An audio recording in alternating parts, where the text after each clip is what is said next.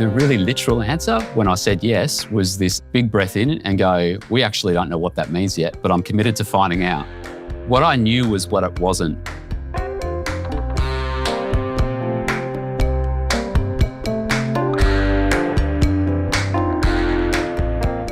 What if the thing you're measuring as impact isn't actually impact at all?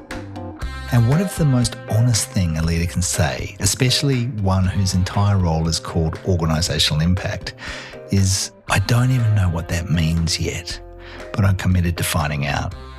Well, today I'm joined by Grant Yonge. He's from YMCA Western Australia, or as they're known now as the Y. They're an organisation that's been pursuing the same mission since 1844. And Grant brings this corporate rigour and genuine purpose to his work and a way of thinking about leadership that moves comfortably between the boardroom, the front line, and in fact, actually also a band rehearsal room. And we get into what impact really looks like when the noise is stripped away, why knowing your part matters more than trying to play every part, and what it takes to step back when stepping back is the hardest thing to do. Hi, I'm Digby Scott, and this is Dig Deeper, a podcast where I have conversations with depth that'll change the way you lead.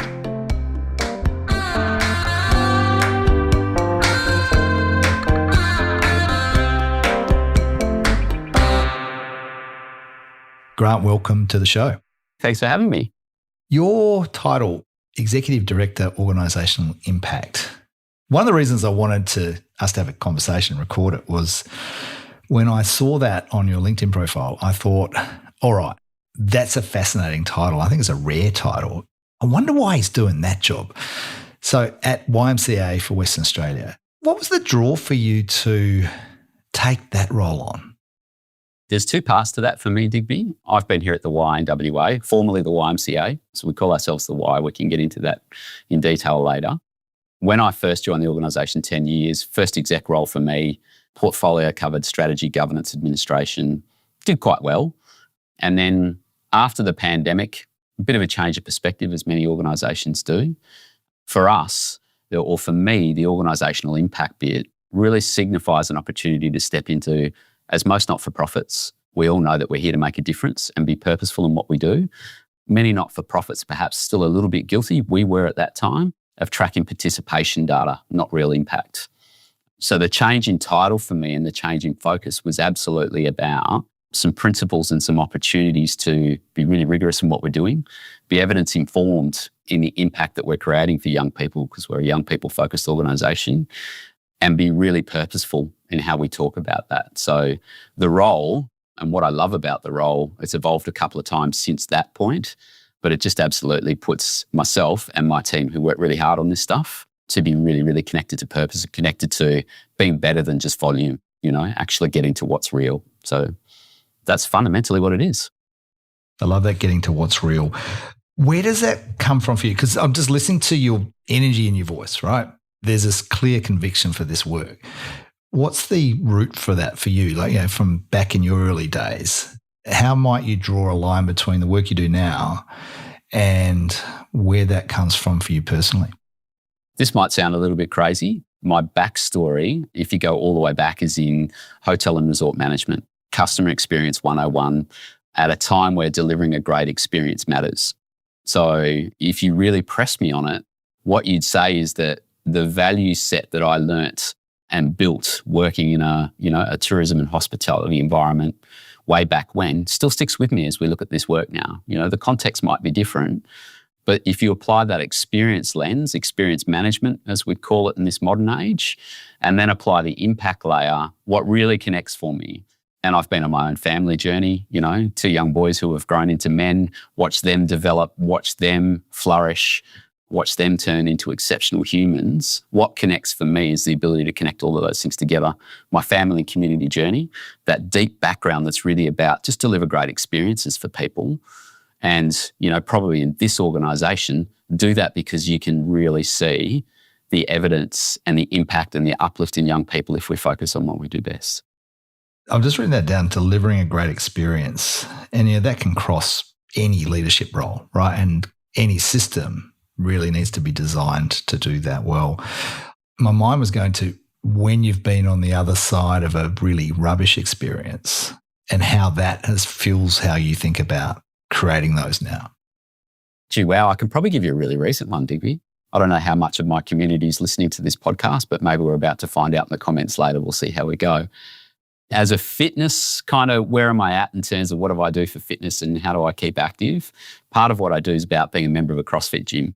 I've been a member for about 3 or 4 years now in a little community-led gym, not far from home, not far from work. Perfect. And an amazing community and very different to some of those big gyms. The owner of the gym's been in a situation where he's been booted out of the premise. He can't find anything else and he's just had to shut it all down. It's actually been quite traumatic for several members of the gym, myself included, probably less so than some of the guys that are much more hardcore than me when it comes to pursuing CrossFit as a career. But like I said, it seems like a big step sideways, but the experience just in terms of how are the people that are receiving this messaging, how are the people that are having their community, let alone their well-being, the fitness side of their flourishing perspective ripped out from under them without much input. That's the stuff where I sit back and I reflect on it and go, I didn't enjoy that, and that's not about having a crack at the owner of the gym. It's about reflecting on that from a leadership perspective and go, what do we learn from that experience and how are we, in a reflective practice way, drawing that into the way we deliver experiences and services for our customers, young people, participants. How do you keep that front of mind for you?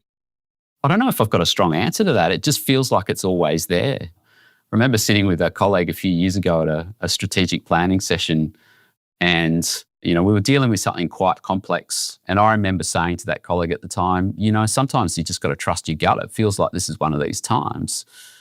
And I'll never forget this. It's clear as day, like it was yesterday. They looked at me and went, but that's the problem, Grant. You've got a gut. I don't have one. I've got to overthink stuff. Like for me, the answer to your question is that it's front of mind because it just feels natural. It's just the way I go about it. But I still remember that day and go, I just thought everybody did that. At the moment, I just started reading Jim Collins' new book. He wrote Good to Great and Built to Last and that. And he's got another one called What to Make of a Life. He's studied all these different people who have had, lived incredible lives and had real impact. And one of the things he talks about is this idea of channeling the inner fire. What's the real fire there for you? And if you can tap into that, something that you just can't not focus on or you can't not care about, that's fundamental. That's a critical ingredient in all these people. And that's what I'm hearing from you. Well, this is just what you think about, right? Because it matters too much. Is that a fair call? I reckon that's absolutely it. Like Jim, he always frames things really well, but that fundamentally is what they're doing. And I think that's why I'm 15 years in not-for-profits now, but that's as much a value set as it is a mindset. And I think this industry, listeners from other not-for-profits will be nodding their head furiously right now. This industry does a great job of attracting people who've got that set of values already. And that makes a difference. It's a really good foundation, a good starting point. And we'll probably get into it later, but when it comes to what does real impact mean for us, it's how you approach that in an organisation that makes the difference. I reckon we go there now, actually, because it's an unusual title. I don't see it very often, this idea of Executive Director, Organisation Impact. When you first said yes to that role, what did you believe impact to be about? Did you find that when you said yes to that? The really literal answer when I said yes was this big breath in and go, we actually don't know what that means yet, but I'm committed to finding out. What I knew was what it wasn't, So if you think contextually about what was going on for us at the time, doesn't necessarily matter that we were coming out of the pandemic, but I think like most organisations, we were coming out going, what's our renewal? How do we recover from this? And what's a change of leadership as well? We had a changeover as CEO at that time. And if there was a couple of things going on, very different perspective and a change of strategic direction from our CEO, starting to move towards an aspiration to deliver flourishing outcomes. We can come back to flourishing a bit later. But then also interpreting the noise, if you like, from inside the organisation when it came to how we were trying to measure impact under our own strategic platform, or our old one, I should say, really looking at participations. And if we were trying to get past participations, we were probably getting to asking young people how they felt about, did you feel safe today? Or probably a poor example, but the feedback that was coming from our teams is, we don't know why we're asking these questions. It doesn't mean anything to the young people that we're here to support. And I don't see how it's helping us be better. So when I said yes to this role, again, those principles that I mentioned earlier, what I was saying yes to was applying principles to say, We've got a real desire to be more rigorous in how we design and deliver programs. We've got an incredible desire to be evidence informed. So what we're doing should be informed by literature, by academia, by absolute results. And then if we do those things really well, then we'll get to a point that our continuous improvement cycle, if you like, our ability to be more and more impactful as we go will be fed by those two things. Good data, good insight, fed by our teams who are telling us what we're doing is not working. Okay, let's find something better. I don't know what that is, but let's go on that journey. That's what I signed up for. That large unknown of going, not really sure where this is going, but it feels good. It feels like the right thing to be doing. So that's what was going on for me personally at the time. And times like this, you get the luxury to reflect back. We've still got a long way to go, but you reflect back on how far we've come and some of the things that have happened that have really underpinned and validated what we're doing are incredible. Tell us about that. What have you seen? You go back to the teams, probably a little anecdote, and then I'll get into more of a structure of how we've got there. The conversations we were having with the teams there were going, I don't know why we're doing this stuff. I don't know why we're collecting this. It doesn't mean anything to us. If I fast forward to today, when we sit down and we talk to our operational teams about the data that we're collecting, what we hear is, I'm really curious about that. That's fascinating. I want to do something with that. So that's a really clear marker of positive impact for us. Absolutely. That sets the stage. But probably what will be really good for your listeners to hear is how we got there. Yes. So that change in strategic direction for us, we were moving away from a social enterprise model. Our positioning was all about being that not-for-profit that didn't want to be uber reliant on government funding. We wanted to stand on our own 2 feet. We wanted to run organisations that still had some mission attached to them, but we could deliver good surpluses out of them, and the surpluses that we generate get invested back into our mission-based activity. So if you want to be really blunt about that in this organisation, we were looking at childcare and saying there's a good reason to be delivering childcare, but we also know if we run that business well, we can deliver a surplus. And the surpluses that we create are what we invest into our youth services. So for our teams, that did 2 things. For our early learning centre people, it made them feel like they were just money generators. And for our youth teams, it made them felt beholden to, I've got to put my hand up and I've got to ask for money from these ELC guys every time I want to do something different. So that was a good strategy in terms of us being self-sufficient. And then the change of positioning for us was about saying, well, okay, if we want to be something other than that, using those principles, where do we start? One of the great luxuries we've got is the YMCA is over 180 years old globally. And here in WA, we've been around since 1908. So there's lots of history and lots of legacy that we could draw back on. Do you know much of the history of the Y, Digby? I don't.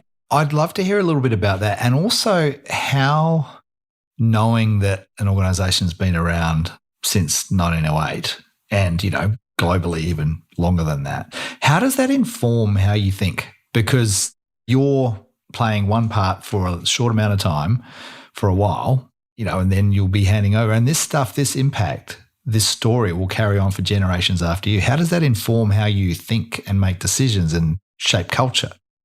I think the way you do that is that and again, I don't think we're different to other not-for-profits in this regard, but you respect the legacy. The legacy matters. And you bake that in, So again, for us to get down to the brass tacks of how we did that, to explain that point, we started by taking our board all the way back to 1844 in London, when a young man called George Williams was living in squalor in London. He was a drapery assistant. The Industrial Revolution was happening around him and around lots of young men, and he was seeing them fall into disrepute. They were ending up in gin houses and whorehouses, and their jobs were being taken away from them through the Industrial Revolution, and there was no future for them. What we celebrate about what George did next is the fact that he just accepted, or he pointed out, that's not acceptable. And his next point was to say, I need to do something. So see something for what it is and then take action, and take action in the context of we need to do something for these young men at the time to make sure that there's some balance in their life, that they can see a purpose, they can see a future. We need to do something with that. What that means for back then is he and 11 of his best mates got together and said, we need to start running prayer meetings. Like the M and the C is about men and Christian. That reflects a generation and an age more than it does who we are as a contemporary organisation today. But the detail matters. So what he and his 11 friends did was he got, within 2 weeks, 200 young men involved in regular prayer meetings on a Saturday, where they started to understand there was more to life than this squalor and absolute inability to move that they found themselves in and get forward. That was 1844. There was no social media. There was no aeroplanes yet. There was no Wi-Fi. But that little concept had grown so much that by 1851, the Y was in every continent around the globe, including here in Australia. In Adelaide was our first YMCA in 1855. What's super cool about that is that every single one of those presents, or the presents that had now started to eventuate around the globe, were focused on the same thing. They were focused on what is it that is important to young men, again, probably still in that age, and what are we going to do about it? So that's a really long explanation, but the way we bake that in now, that conversation that started with our board, is the same conversation we have with all of our teams. It's in every one of our inductions. It's talking about the importance of that still being current. You know, if I stand back and I look at how you bake something in and you put purpose at the centre, it's through story. Absolutely. Right. So the story you've told, very clear, you're very fluent in it. And I can imagine I could come to everyone at the Y and they'd be able to tell me a really similar version of that story. And there's some key ideas here. See something for what it is and then take action. You know, that's something that anyone in any role can take on. So there's not just a good story, but there's also an invitation to behave in certain ways from the story. And I can imagine that really makes the culture what it is. It anchors back to something that's not just interesting, but actually actionable as well. There's two other things that I'd add to that. We need to contemporise it for today's modern world and contextualise it, you know. So a lot of our people, when they consider joining the Y, they look at it and go, oh, I don't know if I want to be part of a strong Christian organisation. Is that me? I'm not sure. And the other one we get in a funny sense is, how do people embrace the song? Is the Village People song a good thing or a bad thing? That's probably another story. But the context for us and the way we manage that matters. So we say, what matters is that we always have and always will be an organisation that's focused on delivering positive outcomes for young people. Back in 1844, what George and his friends were contending with was the Industrial Revolution and young people losing their jobs. And they were taking a very Christian-focused way to go about that. Today, we might leverage, you know, from a very Christian perspective, body, mind, spirit, as the way we might talk about that today in a modern day construct is around the overall well-being of a young person. And we've been more specific about it, and we've anchored into human flourishing as a concept that comes out of positive psychology and a few other bits and pieces. So for us, we talk about it now to say universal human needs like belonging, competence, independence, and a sense of connection are the four things that our services should feel like and we should be focused on. So that's the contemporisation. We can still be who George and his 11 mates were, but we're doing it in a very contemporary way. We're using contemporary language. And then it's just about the context of, and what are the challenges that young people are facing today. So the ones that people think of first are social media and this, that, and the other. We don't take carriage for fixing those. What we take carriage of is how a young person feels about that world that they're living in at the moment. What's their confidence like? Are they feeling confident? Are they feeling safe? You know, and we've got some language around belonging saying if people feel like they belong somewhere, they will feel safe and they'll feel valued. That's the underpinning and starting point for us. If they learn new skills, they'll build competence and they'll see that they have talent. And when they have talent, they have power.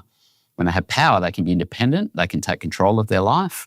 And if we've got those fundamental concepts right in the way we deliver services, then those young people will be in a much stronger position to go and connect to their world.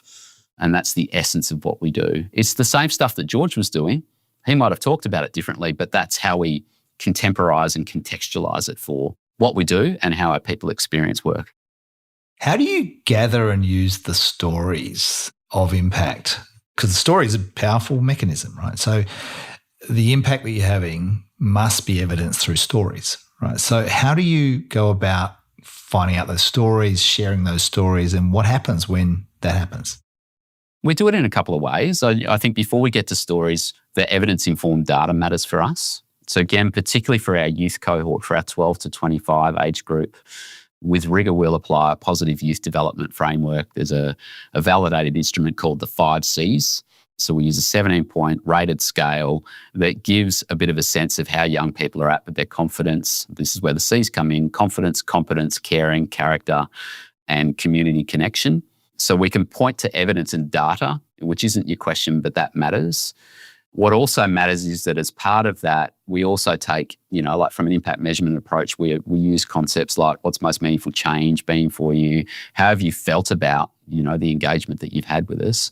And we get richness that comes out of that. We've got data that backs it up, and then we get some amazing stories that come from the voices of young people themselves in our services that we can collate, and I have the luxury of having a pretty awesome marketing team that have got some AV skill. We can throw that together and we celebrate it wherever we can. Yeah, it's the combo of both left brain and right brain stuff here, isn't it? It's Brené Brown, I think, says stories are data with a soul. So it's another data point, right? And that's what you're doing. I'm thinking about listeners who don't work in the not-for-profit world. And maybe they're in corporate, maybe they're in government. Now, impact matters there too, because you've worked across a whole lot of sectors in your career. And you might even want to enlighten us on some of those. But what are the transferable principles? So if you're trying to be an organisation or even a function that is going to be creating impact, that lasts, that makes a difference and links to the purpose of what you're there to do, from a leadership perspective particularly, what's the transferable stuff that you can take from your experience? Your leadership would be the right way for me to answer it, because that's where I'd naturally go. One of them we've talked about already. I just think that, Simon Sinek is the one we all think about that was the original of Find Your Why. What I've just done is describe that for us. We probably wouldn't reference Simon as much as others might, but that's okay. But that first point from a leadership perspective is that we need to know why we're doing what we're doing. And that doesn't just apply for not-for-profits. Like in the corporates that I've worked for, that still matters as well. Like in an internet or a Wi-Fi sense, that might be about delivering the best reliability and the best coverage. But being really, really clear on why we do what we do matters. In a previous not-for-profit that I've worked for, that might be about making sure that elderly people get the best quality of care at home, whether that's home support, whether that's nursing care or what have you. Every organisation that I've worked in, I've always looked for that and hunted for that, whether I'm leading that or leading a team as part of that organisation or just working for it. It's important to understand what that is. I think the next part is to find your place in it. So I think, again, for our team, and you've heard me say that already, for our youth team in particular, picking up on the fact that actually, hang on a minute, this organisation's heard me. They've heard me say that the data we're collecting doesn't help and it doesn't matter and it's not doing anything meaningful for these young people. They heard me when I said that. And now they're coming and asking me to engage in, well, what will make a difference? Go on this journey with us. We're not changing why we do what we do. That's absolutely not up for discussion and nobody wants to argue against that anyway. But get really clear about what it is that we will change and be involved in. So I think from a leadership perspective, I've always said, and this applies, I've worked in corporates where for a whole bunch of operational reasons, I've needed to let a whole team of people go, as an example. The same principle applies there. If you're going through a forced redundancy process, the most powerful thing I learnt is that you can help people feel like they're part of the process and they've got some control over what's a pretty terrible situation. You can flip that into what we're doing in a not-for-profit and say, have control over the amazing stuff that we're doing and be on the journey with us, help us build it, So that principle of being able to find my place in it really matters. And I think about that from a leadership perspective as a lot. I'm thinking about what are the questions or things you say to them that invite them into that? Because I reckon a lot of leaders have a good intent that they want to engage and have people be part of the solution and find their place. I love that. Yet they struggle for various reasons. It might be because the why is not defined. But assuming it is, if I was to follow you around, what would I observe you doing or saying? What would be the conversations? I think that the thing you would hear, the statement rather than the question that you'd hear from me most often, and hopefully the teams would say the same thing, one of the great outcomes that we've got ongoing in this journey is that our organisational theory of change is so strong now. And probably back to the point, we've talked about our youth teams a lot, but now in context, I can also talk about the other parts of our business who, remember, under our old strategic positioning, probably felt like they were just a moneymaker or encouraged just to be a moneymaker and didn't have any purpose. So our starting point now when I go and talk to teams is I can say, we're all here because we deliver flourishing outcomes for young people. That's what sits behind our organisational theory of change. And then to simplify and ensure consistency across the whole organisation, my opening statement will always be, there's a way that we go about delivering our services here And there are three key ingredients that we would talk about that are consistent, whether it's an early learning centre, whether it's an alternative education model school that we run, whether it's one of our more traditional youth drop-in centres or what have you. Each one of those service lines, if you like, starts with a conversation around where is our opportunity for a positive and sustained relationship with a trusted adult, point number one. The second point is where is the opportunity for the young people in this service to learn new skills? And the third key ingredient is, and where are their opportunities to contribute to something larger than themselves? So our conversations always start from there. I want to rewind slightly. The word feel, you've used it a couple of times, the way things should feel. I'm struck by that as an unusual word, right? That it's not what they should look like or what they should do, but how they should feel. Why that word? For me, it's the simplicity and consistency bit again.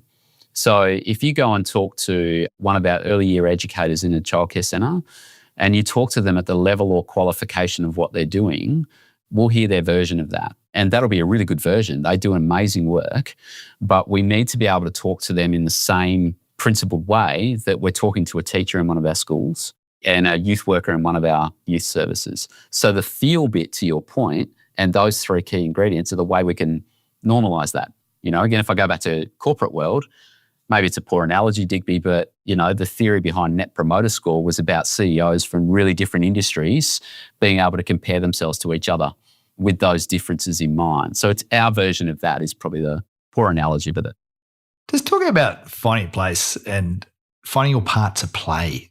Slight left turn, but actually very relevant. That you're a musician, as am I, and I suspect you're way more adept than me. I'm a hack, shall we say.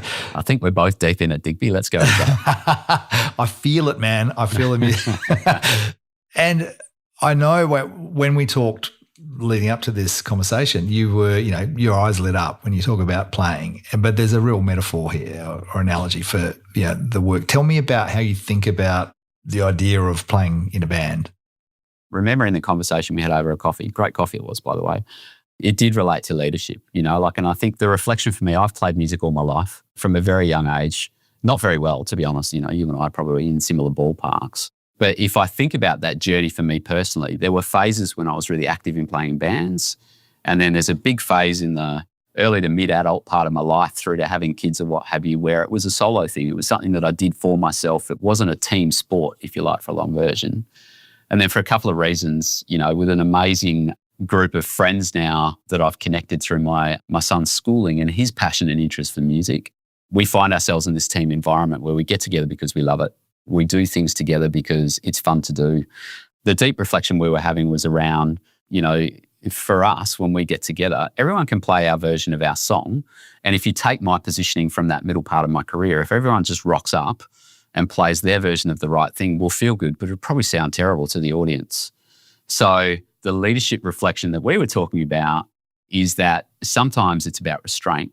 Sometimes it's about knowing the role that you play. So if I play guitar and sing, one of the things I love about the connection I've got to several of our band members, but to the other guitarists in the band, we can sit down and talk about a new song that we're going to do, and we'll just look at each other and instantly know, okay, I'm doing that bit and you're doing that bit, and then we're just shaping the edges.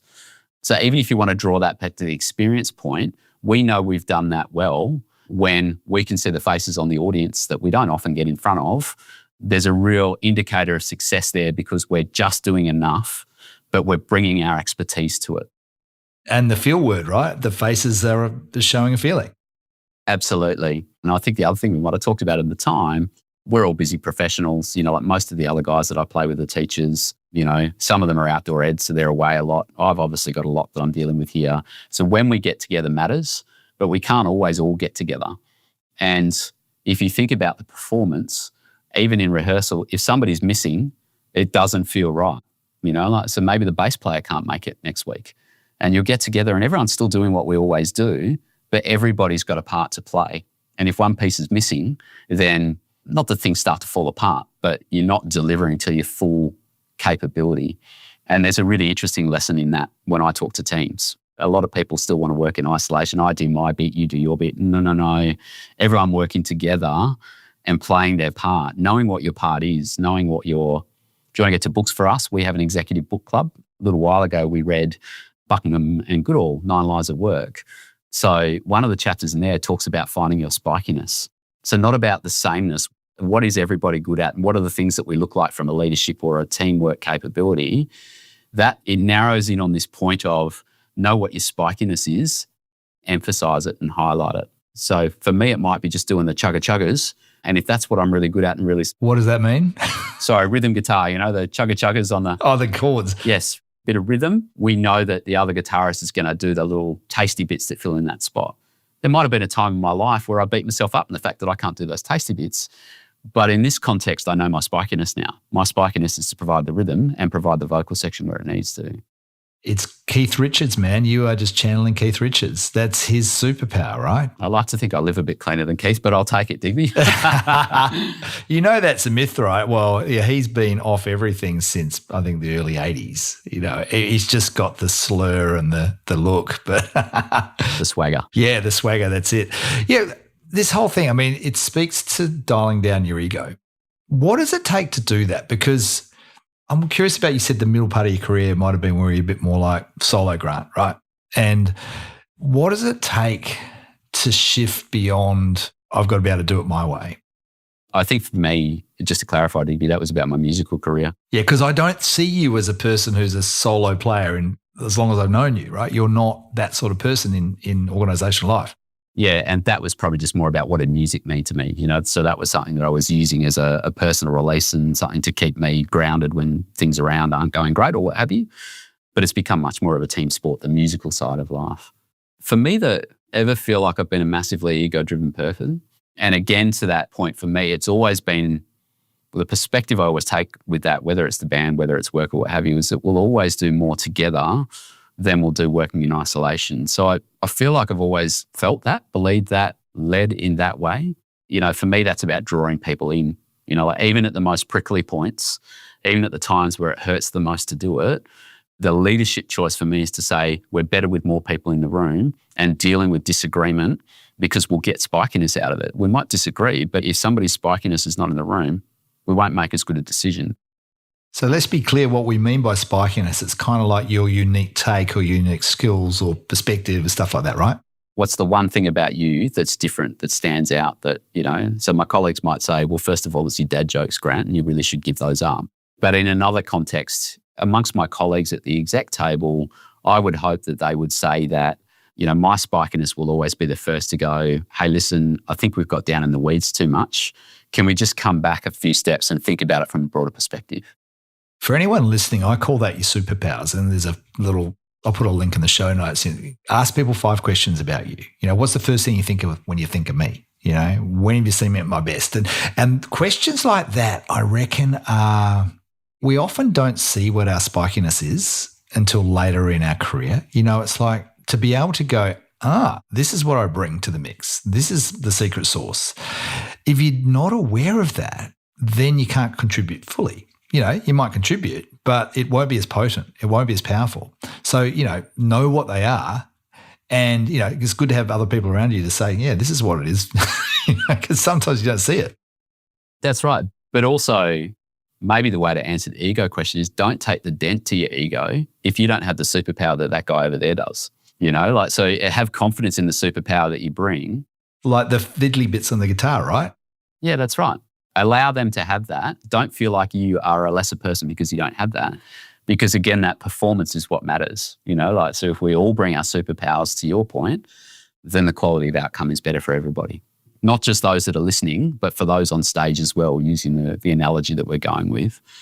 That's when we feel most alive, on stages where, and we pick songs on that basis now. Sorry, we're getting a bit nerdy on the music stuff, Digby, but we'll look for songs now that give us that opportunity because we understand that's when we deliver our best outcome. That's cool. And there's another piece here, which is, what I call the host role, which is that, you can play the hero bit of playing your superpowers, your spikiness, right? But there's this host role, which is looking for others' spikiness and bringing that out. And it doesn't have to be the nominated leader. Right? Anyone can do that. Ben Zander wrote a book called The Art of Possibility. He talks about this idea of leading from any chair. And when you're leading in that way, you're in any chair in the orchestra because he's a conductor. He goes, yeah, but anyone can encourage others to step up and play. And I think that's my imagining is you're the sort of person at work who also encourages that, like others to bring out their own spikiness. Absolutely. And again, that was probably one of our lessons through the pandemic was learn to acknowledge the expert in the room. And the expert in the room is not also always the person with the most perceived power, so the voice with the most expertise is what drives power in that moment, and I think that's been a positive outcome for our leadership since then that really rings true. I want to ask you a little bit about, some people call it your growth edge, your learning edge. Like, what are you finding you're bumping up against in your own leadership capabilities? Maybe there's some stuff that's being challenged in terms of how you used to do things that you're finding maybe I need to evolve. Where are you at? What's your growth edge right now? I think in a really transactional sense, my title is still my title, Digby, but in the last 6 months, 9 months maybe, time flies, I've taken over a real operational context as well. So, stepping into much more overtly into management of contracts and stakeholder management and being out and it's ironic when you hear my background or you acknowledge my background, but being a lot more customer facing and a lot more operational, that's been a stretch for me. I've been an enabling function for, probably the best part of 20 years in terms of the career I've been with the Y, my contact center career in the midpoint, that's really been about enabling others to be successful. So to be out there on the front line has been a healthy personal learning journey for me. What's the stretchy bit about that for you? The stretchy bit is you're more involved more often, if that makes sense. As an enabling function, sporting analogy, but you can be that coach on the sidelines. You can provide that perspective. You can guide, shape, do what have you. So now I'm out on the field. Yeah, gotcha. So that's exercising a different group of muscles. They're there. They're probably a little bit sore when I get home some days because they haven't been exercised sometimes in that way. How is it good for you, do you reckon? I think it's good because you develop and you learn, and again, I think that's a really bland thing to say, but in the context of this org impact journey for me personally as a leader, it crosses me over. That's how I think about it. Yeah. So it's fine for me to sit here and say, look at the wonderful impact that we're having. And now I'm down in the weeds with the teams going, and let's talk about how we're doing that, why we're doing that, where are the challenges and how can we free that up more? And there's just more involvement, and walking alongside more actively. It's really interesting. It gets me thinking about, when you say down in the weeds, it sounds like what you need to be able to do well is hold the context and the purpose while being in the weeds right now. How do you get that space or time or whatever you need to be able to hold both of those things at the same time? I think maybe this is getting to a really deep personal learning for me, Digby, but I actually think it's my superpower that gets me out of that.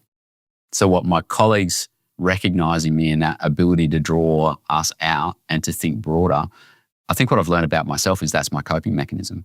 So when I start getting overwhelmed down there and I'm getting too hands-on and there's too much going on, what I've learned is that my coping mechanisms go, stop now, not avoid it, not completely remove yourself, but make a conscious choice to go, now's the time where you need to pull back and get some perspective so that you can be effective when you step back in. So I'm recognised for that, for how I can help and guide and shape conversation and teams and direction and what have you. But if I'm really selfish about it, that's all for me. It's actually about me being overwhelmed and getting out of that and going, hang on a minute, this isn't working for me. So if it's not working for me, it's probably working for others. I've got to come out. I've got to come out and look broader. I really admire that because I think a lot of people find themselves maybe going down that alleyway into that hole for far too long. And I can't get out of it. I've just got to keep going.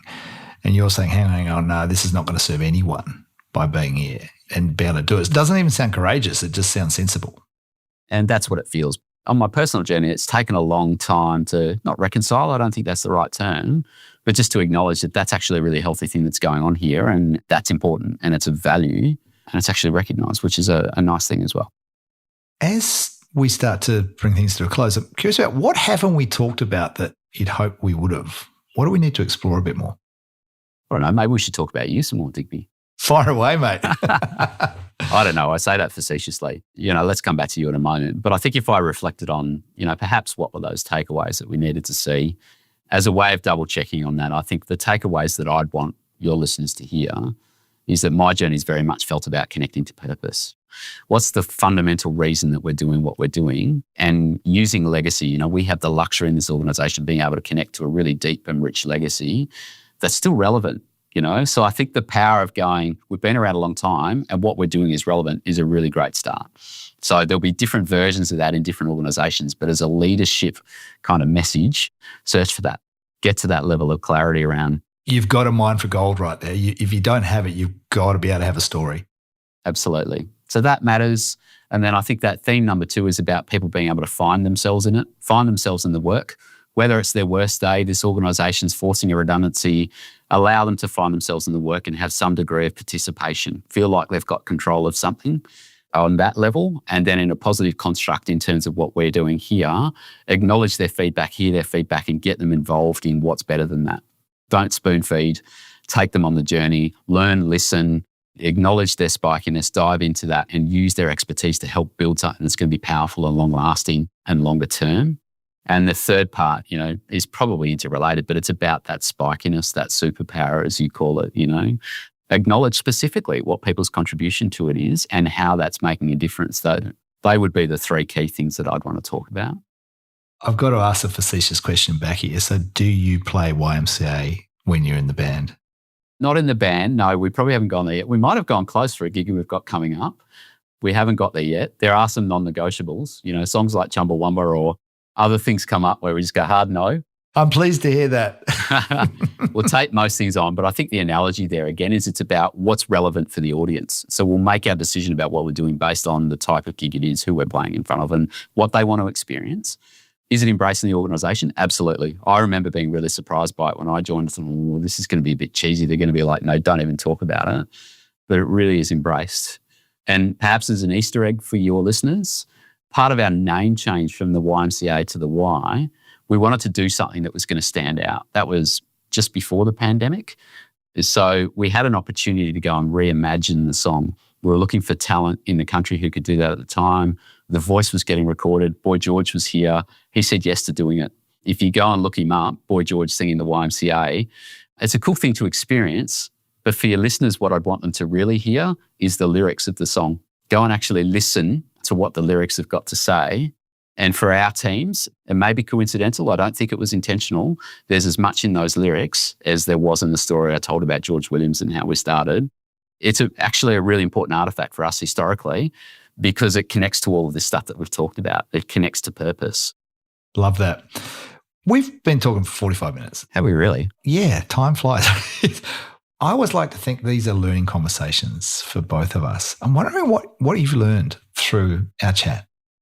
I think what I learned, we did have a coffee over it, but there's been a validation or a deepening of this understanding of the interplay between what I do musically and how I lead. So it surprises me every time I do that it connects stronger in what I've learned.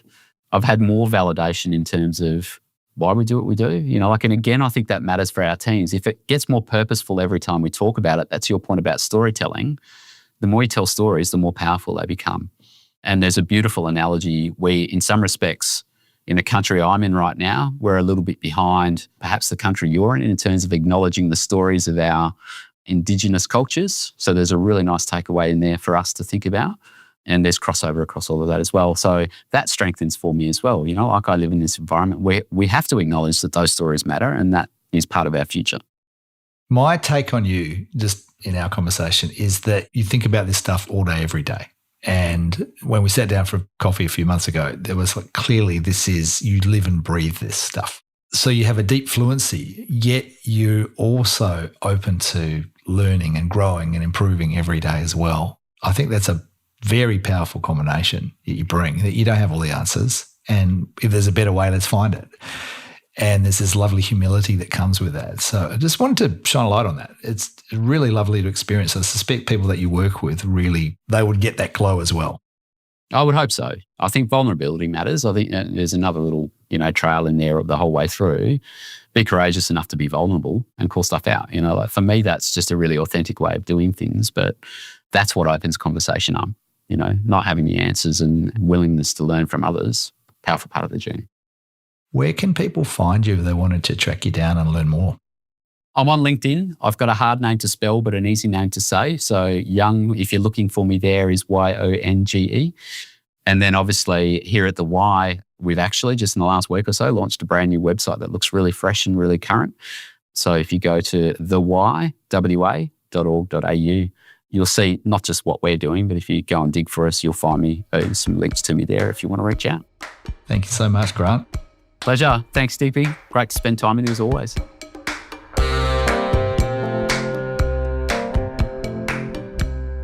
One of the things that Grant said right near the start was this idea of getting to what's real.